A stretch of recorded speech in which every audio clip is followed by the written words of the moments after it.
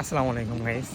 আজকে আমি আসছি ইরিগোসোর জমি থেকে আগাছা পরিষ্কার করার জন্য।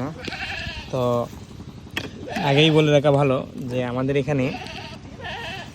এখানে দুইটা কচু চাষ করে থাকে কৃষকরা।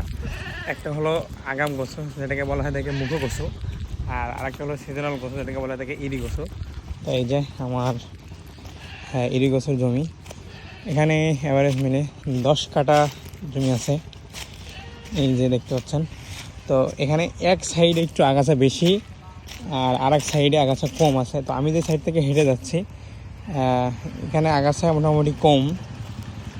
আর সামনে যেখানে ওই যে দেখতে পাচ্ছেন একজন কাজে নিয়োজিত আছে, সে যেখানে আছে ওখানে একটু আগাছা বেশি, যার কারণে ওই সাইড থেকে পরিষ্কার করার কথা বলা হয়েছে।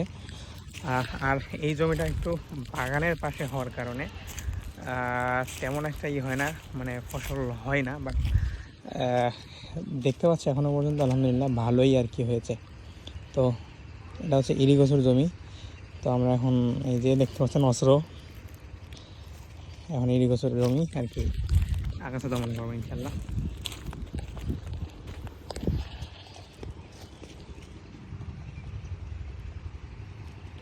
তো লাস্টে যে তথ্যগুলো আপনাদেরকে শেয়ার করবো সেটা হলো, এখানে আমার যেই কচু, এটা হলো ইরিগোসো, এটার বয়স আপনার বলতে পারেন 2 মাস মতন, অর্থাৎ রোজার 1 মাস আগে লাগানো।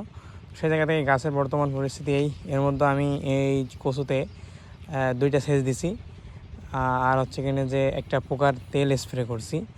আমি পোকার যে তেল স্প্রে করছি সেটা হলো, এখানে আমি ব্যবহার করছি ইনসিপিও এবং আপনার মাটির অর্থাৎ 55 এসির একটা যে কোনো তেল, সেটা সেতার হতে পারে বা নাইটও হতে পারে বা ওয়্যারলেস হতে পারে, যে একটা তেল ইউজ করছি এখানে। দেখতে পাচ্ছেন যে পোকা কিন্তু একেবারে ধরতে গেলে নাই আর কি আমার কচুতে।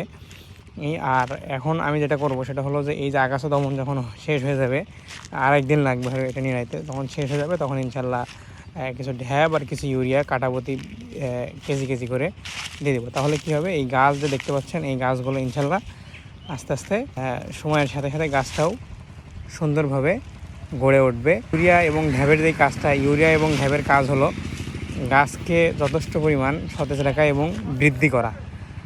তো আমি প্রথম যে সারটা ব্যবহার করবো আমার ইরিগোসোতে, সেটা হলো ইউরিয়া এবং ঢ্যাব।